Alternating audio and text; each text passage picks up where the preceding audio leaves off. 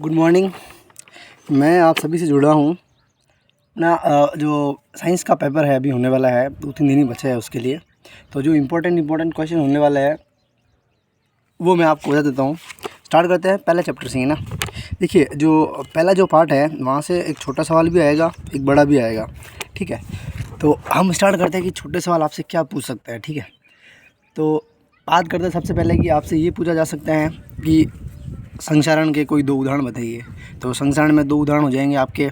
एक तो कॉपर के ऊपर हरी परत का आना, चांदी के ऊपर काली परत का आना और लोहे के ऊपर जंग लगना। आपसे पूछे कि विकृत गंधिता क्या होता है, तो विकृत गंधिता में क्या होता है कि जो वसायुक्त जो खाद्य पदार्थ होते हैं उनको लंबे समय तक खुला छोड़ने पर उनकी स्वाद उनका मतलब उनका जो स्वाद है और उनकी जो गंध है उनमें क्या बदलाव आ जाता है। इसे अपन कहते हैं विकृत गंधिता। तो अब क्या करें कि विकृत गंधिता ना हो, तो इसके लिए हम क्या करते हैं, जो अक्रिय गैस होती है नाइट्रोजन गैस वो मिलाता है। जैसे जो चिप्स की थैलियाँ होती है ना, उनके अंदर हम नाइट्रोजन गैस मिलाते हैं। क्यों मिलाता है नाइट्रोजन गैस? ताकि उनका उपचयन ना हो। अगर उपचयन हो गया तो उनका जो स्वाद है और उनकी जो गंध है उनके अंदर बदलाव आ जाएगा, इसलिए हम उसके अंदर नाइट्रोजन गैस मिलाते हैं। फिर उसके बाद बात करते हैं अवक्षेपण अभिक्रिया क्या होती है।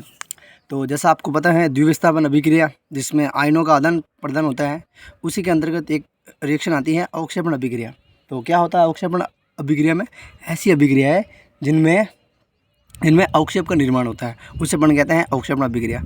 एनसीईआरटी बुक में बाकायदा एग्जाम्पल भी दे रखा है, आपको पता हो तो Na2SO4.BaCl2 फिर गिव्स राइज NaCl और आपका बनता है बेरियम सल्फेट बनता है। जो बेरियम सल्फेट जो होता है वो यहाँ पे अवक्षेप होता है। अब आपसे पूछे अवक्षेप क्या होता है, तो अवक्षेप का मतलब होता है कि जो जल के अंदर घुलता नहीं है, वो होता है अवक्षेप, ठीक है। फिर उसके बाद अपन आगे बात करते हैं ऊष्माक्षेपी अभिक्रिया। ऐसी अभिक्रिया है जिनमें उत्पाद के साथ में ऊष्मा भी निकलती है, उन्हें अपन कहते हैं ऊष्माक्षेपी अभिक्रिया। आपकी किताब में 3-4 एग्जाम्पल्स दे रखे हैं। जैसे मैं पहला एग्जाम्पल की बात करूँ तो प्राकृतिक गैस का दहन है। प्राकृतिक गैस का दहन वेरी इंपॉर्टेंट सवाल है। CH4 + O2 gives rise CO2 + H2O, ये बनता मतलब। तो ये क्या है, एक टाइप की ऊष्माक्षेपी अभिक्रिया है, क्योंकि उसमें मेथेन का जब दहन होता है तो साथ में ऊष्मा भी निकलती है, ठीक है। अब दूसरा एग्जाम्पल अपन ले लेते हैं, तो वो है आपका श्वसन। देखिए, मनुष्य को ज़िंदा रहने के लिए हमें क्या चाहिए? ऊर्जा चाहिए। ऊर्जा के लिए क्या करते हैं आप लोग? खाना खाते हैं। खाने में क्या होता है? कार्बोहाइड्रेट। जब कार्बोहाइड्रेट टूटता है तो बनता है ग्लूकोज, और जब ग्लूकोज टूटता है तो क्या बनती है? ऊर्जा बनती है। हमें पता है जब ग्लूकोज का विखंडन होता है तो हमें क्या मिलती है? ऊर्जा। लेकिन विखंडन के लिए क्या चाहिए? ऑक्सीजन। तो ऑक्सीजन कहाँ से आएगी? श्वसन से आएगी, ठीक है। तो इसका मतलब क्या है कि श्वसन भी एक ऊष्माक्षेपी अभिक्रिया है, क्योंकि यहाँ पे ऊर्जा बन रही है, ठीक। तीसरा एग्जाम्पल है, हमें पता ही है जो साग सब्जियाँ वगैरह होती है, इनके विघटन से जो कंपोस्ट बनता है ना, वहाँ से भी क्या मिलती है? ऊर्जा मिलती है। तो ये 3 एग्जाम्पल्स जो मोटे मोटे बुक में दे रखे हैं ऊष्माक्षेपी अभिक्रिया। फिर बात करते हैं ऊष्मा शोषी अभिक्रिया। जिन अभिक्रियाओं में ऊष्मा ली जाती है, यानी पहले ऊष्मा ग्रहण की जाएगी फिर प्रोडक्ट बनेगा, ठीक है। अब इसके लिए अपन जैसे बात करते हैं वियोजन अभिक्रिया, ठीक है। वियोजन अभिक्रिया जो होती है ना, वो लगभग ऊष्मा शोषी होती है। क्यों? वियोजन में क्या होता है कि हमें उत्पाद को तोड़ना पड़ता है। एक पदार्थ टूटेगा और 2 या 2 से अधिक पदार्थ बनाएगा, तो वो होता है विघटन, मतलब वियोजन अभिक्रिया, ठीक है। अब वियोजन जो होता है ना, वो 3 टाइप का होता है। पहला वियोजन हो सकता है ऊष्मा के कारण, दूसरा जो है वो हो सकता है आपके ये विद्युत अपघटन के कारण, और तीसरा हो सकता है प्रकाशीय अपघटन। अब उसमें अपघटन में अपन जैसे एग्जांपल लेते हैं तो कैल्शियम कार्बोनेट जो होता है CaCO3, जिसको अपन मार्बल कहते हैं, जिनको अपन खड़िया कहते हैं, जिनको हम संगमरमर बोलते हैं, है ना, लाइमस्टोन बोलते हैं इंग्लिश में। तो लाइमस्टोन का जब विघटन होता है, जब आप उसको तोड़ते हैं तो उसमें क्या चाहिए? आपको ऊर्जा चाहिए, ठीक है। तो CaCO3 का जब आप विघटन करेंगे तो क्या बनेगा? CaO, calcium oxide + CO2। अब कैल्शियम ऑक्साइड का भी अपना उपयोग है। कैल्शियम ऑक्साइड जो होता है उसका यूज़ होता है सीमेंट बनाने में। पूछा जा सकता है निम्न में से सीमेंट बनाने में काम में लिया जाता है, तो कैल्शियम ऑक्साइड होता है CaO। CaO को ही आप बोलते हैं बिना बुझा हुआ चूना। और जब CaO के अंदर आप H2O डाल दोगे, यानी पानी मिला दोगे, तो क्या बन जाएगा? बुझा हुआ चूना, कैल्शियम हाइड्रोक्साइड, Ca फिर ब्रैकेट में OH फिर ब्रैकेट क्लोज फिर 2, यानी कैल्शियम हाइड्रोक्साइड, इसको बोलते हैं आप बुझा हुआ चूना, ठीक है। फिर और अगर अपन बात करें इसी चैप्टर में तो कोई खास बात आती नहीं। एक रिएक्शन और दे रखी है जो प्रकाशीय अपघटन है ना, उसके अंदर के जो AgBr होता है, जब उसके ऊपर प्रकाश डाला जाता है तो वो टूट जाता है Ag और Br2 में ना। तो इस अभिक्रिया का जो यूज़ है ना, वो यूज़ होता है श्याम श्वेत फोटोग्राफी में, एक ये हो जाएगा। और एक ऊष्मीय विघटन में एक अभिक्रिया दे रखी है लेड नाइट्रेट की, PbNO3 फिर बार 2 है ना, लेड नाइट्रेट। जब लेड नाइट्रेट को आप तोड़ते हैं तो बनता है PbO lead oxide plus NO2। यहाँ जो NO2 गैस है, NO2 गैस का जो कलर है ना वो कैसा है, भूरा है। तो ये आपसे पूछा जा सकता है कि जब लेड नाइट्रेट का जब विघटन कराया जाता है तो जो NO2 गैस निकलती है उसका कलर कैसा होता है, तो उसका कलर कैसा होता है, भूरा होता है। ठीक है, ये बात है।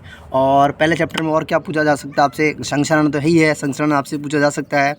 और उपचयन और अपचयन, ये सबसे सिंपल है। उपचयन मतलब जिसके अंदर जिन अभिक्रियाओं में ऑक्सीजन का योग होता है, ठीक है, ऑक्सीजन का योग होता है वो उपचयन है, या फिर हाइड्रोजन का निष्कासन वो उपचयन है। अपचयन में क्या होता है कि हाइड्रोजन जुड़ती हैं या फिर ऑक्सीजन निकलती है, वो अपचयन। और अगर दोनों चीज़ें एक साथ में हो रही है तो उसको अपन बोलेंगे रेडॉक्स अभिक्रिया है। ठीक है, अब रेडॉक्स अभिक्रियाओं के एग्जांपल्स में जैसे आपने बुक में दे रखा है CuO + H2, तो ये CuO है, जो O है ना, Cu को छोड़ के चला जाएगा तो बन जाएगा Cu + H2O। तो यहाँ पे क्या हो रहा है, CuO का अपचयन हो रहा है क्योंकि ऑक्सीजन निकल रही है, और H2 के अंदर ऑक्सीजन जुड़ रही है तो वो क्या हो जाएगा, उपचयन हो जाएगा। पहले चैप्टर के अंदर मेरे विचार से यही मोटा मोटा है, और एक आध चीज़ें और कोई रह जाएगी, बुक है मेरे पास लेकिन बार बार बुक को क्या देखना। एक एग्जांपल्स और है फेरस सल्फेट FeSO4। जब FeSO4 को जब आप गर्म करते हैं, फेरस सल्फेट को आप जब गर्म करते हैं तो ये टूट जाता है फेरिक ऑक्साइड में Fe2O3 plus SO2 plus SO3। इसमें क्या होता है कि जो फेरस सल्फेट होता है FeSO4, इसका जो कलर होता है वो कैसा होता है, नीला होता है। लेकिन जब आप इसे गर्म करते हैं तो अब नीला क्यों होता है, क्योंकि फेरस सल्फेट जो होता है ना उसके साथ में जल के अणु कुछ होते हैं ना, 7H2O, तो जल के कारण उसका कलर कैसा होता है, नीला। लेकिन जैसे आप उसको गर्म करते हैं तो जो जल के अणु हैं वो वाष्प बनकर उड़ जाते हैं और पीछे क्या बचता है, सिर्फ FeSO4, इसलिए उसका जो कलर है ना, नीला कलर, वो गायब हो जाता है। तो मोटा मोटा यही है आपके पहले चैप्टर के अंदर। और अगर सवाल पूछना है तो वो पूछ लेंगे आपसे, कोई संतुलित किसी भी अभिक्रिया को आपसे संतुलित करवा देंगे। संतुलित में भी एक एग्जांपल आपके दे रखा है, वो Fe+H2O वाला है ना, वो आपसे पूछा जा सकता है कि उसको आप संतुलित करो। वो जो किताब, देखिए सवाल जो किताब में होते हैं वही आते हैं, मतलब इनके बाहर आपसे कोई सवाल पूछा नहीं जाएगा। मोटा मोटा यही है। फिर बात करते हैं दूसरे चैप्टर की। दूसरा चैप्टर स्टार्ट होता है अम्ल और क्षार की परिभाषा से। कुछ नहीं करना है, अम्ल और क्षार की डिफरेंस आपको पता ही है। आपको अनिल वर्ड याद रखना है। अम्ल क्या करता है, नीले लिटमस को लाल कर देता है। इसका जस्ट अपोजिट क्षार में क्या होता है, लाल को नीला कर देता है। अम्ल स्वाद में खट्टे होते हैं और जो क्षार जो होते हैं वो क्या होता है, कड़वे होते हैं। फिर एक दो एग्जांपल आपको दे लेना है। जैसे अम्ल में अपन बात करें तो HCl यानी हाइड्रोक्लोरिक अम्ल, H2SO4 सल्फ्यूरिक अम्ल, HNO3 यानी नाइट्रिक अम्ल।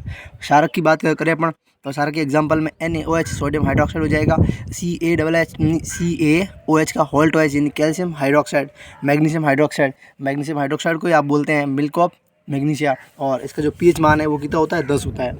ये हो जाएगा।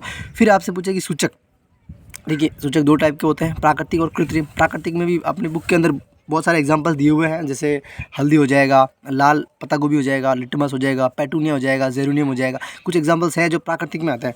फिर बात करते हैं कृत्रिम में, तो कृत्रिम के 2 ही एग्जांपल दिए हुए हैं बुक में। एक तो हो जाएगा आपका फिनॉल फतेलिन और एक और मैथिल ऑरेंज, ये 2 हो जाएंगे। ठीक है, फिर अगर पेपर डीप से आता है ना तो फिर वो पूछेगा आपसे कि जो लिटमस है ना वो कहाँ से, उसकी उत्पत्ति कहाँ से होती है, तो वो होती है लाइकेन से। बुक में लीचेन लिखा हुआ है लाइकेन, और लाइकेन क्या है, एक थैलोफाइटा वर्ग का एक पौधा है। ठीक है, फिर एक गंधी सूचक भी दे रखा है, जिनकी ऐसे सूचक जिनकी गंध जो है, जिनकी गंध अम्ल व क्षारक माध्यम में बदल जाती है, जैसे वेनिला हो जाएगा, प्याज हो जाएगा, लौंग हो जाएगा, ये होते हैं। उसके बाद अब फिर चलते हैं अपन, तो आगे किताब में क्या है, पीएच स्केल। देखिए पीएच स्केल में जो पी है, पी का मतलब पोटेंज, जर्मन भाषा का शब्द है जिसका मतलब होता है शक्ति, और जो एच है उसका मतलब होता है हाइड्रोजन आयनों की सांद्रता। देखिए पीएच का जो मान होता है वो 0 से 14 के बीच में होता है। 0 से 7 के बीच में अम्ल होता है, 7 पर उदासीन होता है, और 7 से 14 के बीच में क्षारक होता है। अगर किसी का पीएच मान 0 है तो वो प्रबल अम्ल है, और अगर पीएच का मान 14 है तो वो प्रबल क्षारक है। देखिए हाइड्रोजन आयनों की सांद्रता जैसे जैसे बढ़ती जाएगी अम्लता बढ़ती जाएगी और पीएच मान कम होता जाएगा। ठीक है ना, हाइड्रोजन आयनों की सांद्रता जब बढ़ती है तो पीएच का मान घटता है। ध्यान रखना है ना, आपसे पूछा जा सकता है कि हाइड्रोजन आयनों की सांद्रता बढ़ने पर अम्लता पर क्या प्रभाव पड़ता है, तो अम्लता तो बढ़ती है और पीएच मान घटता है, क्योंकि अम्लों का जो पीएच मान वो कम होता है, 0 से 7 के बीच में होता है। ठीक है, फिर उसके बाद में अगर पीएच स्केल की डेफिनेशन आपसे पूछे तो आपको सीधा लिखना है, पीएच स्केल एक ऐसा पैमाना है जो हमें ये बताता है कि कोई पदार्थ अम्ल है या क्षारक है, और इस पैमाने का मान 0 से 14 के बीच में होता है। 0 पर प्रबल अम्ल होता है, 7 पर उदासीन होता है और 14 पर प्रबल क्षारक होता है। ये चीज़ आपको। फिर एक सांद्र और तनु की भी डेफिनेशन है कि सांद्र अम्ल क्या होता है। तो ऐसे अम्ल जिनके अंदर H+ आयनों की सांद्रता ज़्यादा होती हैं वो सांद्र अम्ल होते हैं, और अगर कम है तो वो तनु अम्ल है। ऐसे कैसे क्षारक को भी अगर अपन बात करें तो जिन क्षारकों में OH- आयनों की सांद्रता ज़्यादा होती है वो प्रबल क्षारक हैं, और कम है तो फिर वो दुर्बल क्षारक हैं।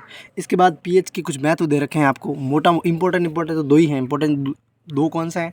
पहला, दंतक्षय में महत्व होता है। देखिए क्या होता है कि हमारे जो मुंह का जो पीएच मान है ना, जब 5.5 से कम हो जाता है, 5.5 से कम हो जाता है तो क्या होता है कि हमारा जो इनेमल होता है ना, इनेमल ऊपर से क्षयित हो जाता है ना, मैंने ऊपर से घिस जाता है। तो उससे क्या होता है कि हमें एकदम झंझनाहट सी आती है। ठीक है, तो अब इस झंझनाहट को कम करने के लिए हमें क्या करना है? क्षारीय दंत मंजन का प्रयोग करना है। अच्छा, ये झंझनाहट क्यों आती है? क्योंकि जब आप ब्रश नहीं करते हैं ना तो बैक्टीरिया वहाँ पे अटैक कर देते हैं, और बैक्टीरिया क्या करता है कि मुंह का जो पीएच मान है ना वो 5.5 से कम कर देते हैं, और इससे आपका इनेमल क्षयित होता है। इसे रोकने के लिए क्या करना है? आपको क्षारीय दंत मंजन करना है। फिर हमारे पाचन में भी पीएच का महत्व होता है। क्या होता है कि कभी कभी जब अपच की स्थिति होती है तो उस कंडीशन में हमारा जो आमाशय में HCl की मात्रा बढ़ जाती है, और जब HCl की मात्रा बढ़ जाएगी तो हमारी जो ग्रास नली है ना, तो वहाँ पे जलन और दर्द का अनुभव होता है, और आमाशय में भी जलन और दर्द का अनुभव होता है। इस चीज़ जिसे अपन आम भाषा में बोलते हैं एसिडिटी हो रही, खट्टी खट्टी डकारें आती हैं। इस चीज़ को रोकने के लिए हमें क्या करना है? हमें करना है मिल्क ऑफ मैग्नीशिया, MgOH2, है ना, या तो मिल्क ऑफ मैग्नीशिया या फिर बेकिंग सोडा, जिसे आप मीठा सोडा भी बोलते हैं, इसका हमें सेवन करना है। फिर एक अम्लीय वर्षा भी होती है। जब बारिश जो होती है ना, उस बारिश के जल का मान 5.6 से कम हो जाता है तो उसे अपन क्या बोलते हैं? अम्लीय वर्षा।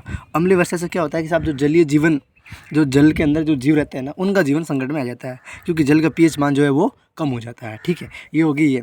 फिर बगीचे का, तो देखिए हर पौधे का अपना अपना पीएच मान होता है, हर एक मिट्टी का अपनी। जैसे आपको अगर फूल उगाना है तो अगर पीएच का मान ज़्यादा हो गया तो भी फूल नहीं उग पाएंगे। तो हमारा जो बगीचा है, बगीचे की जो मिट्टी है, उसका भी जो पीएच मान है ना वो फिक्स होना चाहिए, मतलब ज़्यादा कमती नहीं होना चाहिए। फिर एक और प्राकृतिक चीज़ें भी बता रखी, जैसे नेटल है, नेटल का पौधा है।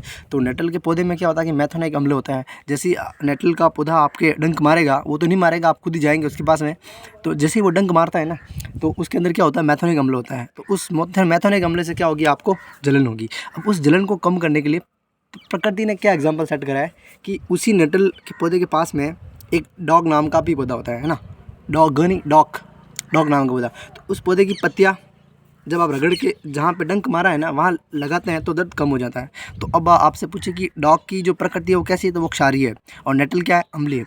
उसी टाइप से जो मधुमक्खी होती है, मधुमक्खी के डंक में भी मैथोनिक अम्ल होता है। ठीक, अब मोटा मोटा आप 2-3 चीज़ें और हैं कि कौन से के अंदर कौन सा अम्ल होता है, मतलब। ठीक है, तो जैसे अगर आपसे इसको आप एक ट्रिक से भी याद कर सकते हो, मतलब इसको एक टाइम आउट, क्या याद करना आपको? Time out. टाइम आउट का मतलब क्या होता है? टा से टॉट्रिक इम का मतलब इमली, यानी इमली में कौन सा अम्ल होता है? टॉट्रिक। आउट यानी टमाटर में कौन सा होता है? ऑक्जेलिक। बाकी आपको याद हो जाएंगे, जैसे संतरे में कौन सा होता है? तो सिट्रिक होता है। संतरा हो जाएगा, नींबू हो जाएगा, सिट्रिक अम्ल हो जाएगा। फिर दही में कौन सा होता है? तो वही लैक्टिक अम्ल होता है। फिर आपसे पूछे कि सिरका में कौन सा होता है? तो एसिटिक एसिड होता है वो। चींटी के डंक में क्या होता है? तो वो मैथोनिक अम्ल होता है। ये छोटी छोटी बातें आपको याद हो जाएगी, लेकिन दो आपको स्पेशली याद करना है, टाइम आउट। ठीक है, टाइम